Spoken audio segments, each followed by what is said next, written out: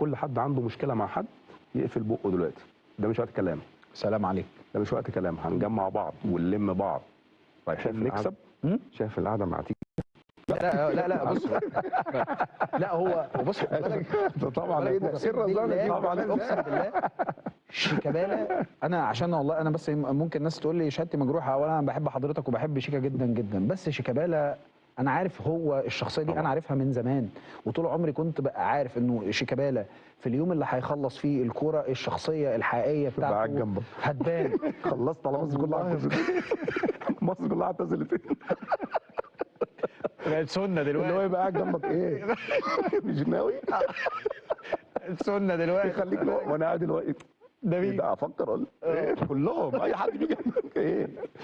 رزاق يا نهار ايه موضوع رزاق ده صحيح؟ مره رزاق الله يرحمه الله يرحمه كنا لسه جايبينه اول تمرينه. ماشي.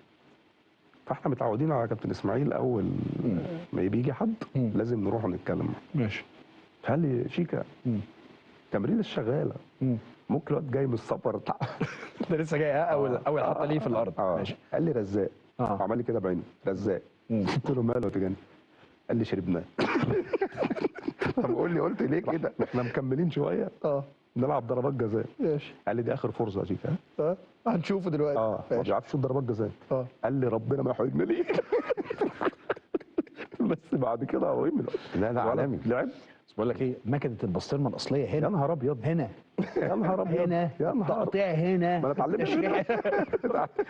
بس بعد كده ابراهيم لعب كسر الدنيا سبحان الله. كان بيجيب اجوان ويروح لكابتن اسماعيل عايز اقول له يا ابني ده والله كان بيقطع فيك في الاول. لا اول لما جه وكان جاي تعبان باين نزل التمرين هيما لا مش شايف. قلت ايه؟ قلت شيكا انا هعمل ضربات جزاء. كنت شغال مع الكابتن حسن ربنا يشفيه ويعافيه يا رب اللهم. انا كنت مساعد مدرب بنزل معاهم التمرين بلعب يعني. ماشي. فقلت له احنا اخر حاجه شيكا يشوط 3 ضربات جزاء ورا بعض 3 عصافير طاروا. فقلت له رحت قلت ارض لك.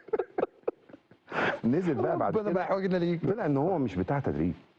فعلا دي حقيقه في لعيبه فعلا بجد والله كده. والله العظيم مش في بتاع تدريب بيبقى قليل جدا. في كتير في لعيبه كتير واقولهم لك يعني ابراهيم سعيد مثلا ما بيتمرنش كويس. ينزل تجيبه ويكسر الدنيا مثلا. ماشي.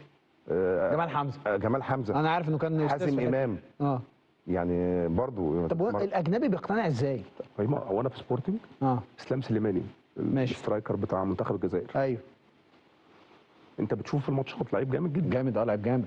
انا رحت سبورتنج في التمرين يا ابراهيم. يوم الاحد قلب واحد تاني في الماتش. يوم الاحد قلب واحد تاني والله العظيم. لا لعيب من لعيب جامد جدا. لو انت بتتفرج عليه في التمرين مفيش حاجه خالص. طب ده بيبقى ايه يعني ايه؟ هو كده في لعيبه ما بتعرفش تتمرن. طب طلعوا ازاي اقنعوا الناس ازاي؟ يعني ما انا برضه خد بالك من المباريات بقى مكسرين الدنيا في الماتشات طبعا. بس انا بحب اللعيبه دي. تحب اللعيبه دي؟ طبعا. اللعيب اللي هو في التمرين انت شايف اللي هو قليل بس يجي يوم الماتش اللي هو لا انا الماتش ده بتاعك انت. فانا بحب كده. في لعيبه بقى العكسها تتمرن جامد جدا في الماتش صعب. التمرين اللي هو الماتش بس يبدا تلاقيه رجله مش هنا. مش هنا. زي مين يا كابتن اسماعيل؟ لا مش زي مش كتير بس. يلا بيتفضل يا كابتن. جمال حمزه لما مسكته في الجونه لا انا عارف. لا ما بيتمرنش. وانا ما كنتش بمرنه اصلا. والله العظيم يعني هو الاحماء بحاجات بسيطه كده تلت ساعه 25 دقيقه ويطلع كده لدرجه ان هو يتحايل عليا ان انا اكمل تاني. اقول له لا في الماتشات من 18 لل 18 لتكالنج الاجوال احسن نص موسم قضاه في حياته معايا. ما حقيقه طبعا في لعيبه كده. في لعيبه لازم تجانا المدرب يبقى ذكي يبقى فاهم يعرف لعيبتك.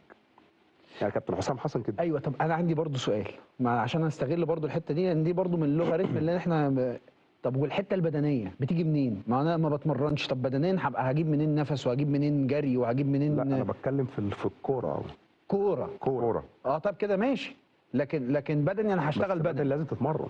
صح كده؟ لا دلوقتي لا. دلوقتي الامور مختلفه. شفت بقى كده الصوره كملت. لازم تتمرن. يعني هو في التمرين على القد التقسيمه على القد. يعني زمان من فتره كان الريتم بتاع الدوري المصري برضه حتى لو انت بتتمرنش لو انت لعيب هتلعب. ماشي. دلوقتي الكوره اتغيرت. بقى كل الناس بتتمرن. كل الناس بتروح الجيم بعد التمرين 80% تمرينتين. فانت لازم تخش في السيستم ده. فانت لو اتمرنتش كويس مش هتقدر تلعب الماتش. صح. مش هتكمل 90 دقيقه كمان.